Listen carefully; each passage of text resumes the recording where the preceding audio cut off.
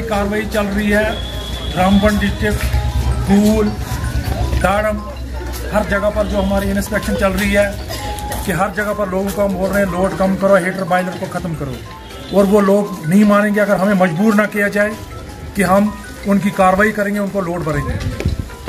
जैसे कि हर जगह पर हमारा जो सिस्टम चल रहा है, हर जगह जहाँ भी दाड़म, बिंदासा, भूल, जमन, ये जो हमने उठाया ये जमन से उठाए हैं, जमन जावा से।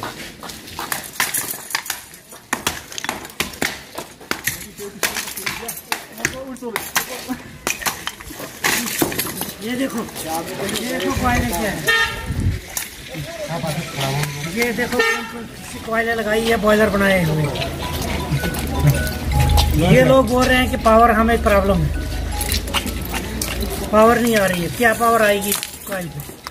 ये देखो इन्हीं चीजों से ट्रांसफार्मर जलते हैं।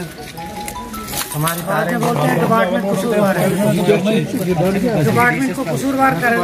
ये देखो लोग कहते हैं बिजली चलती है, चलेगी भी कैसे जब ट्रांसफार्मर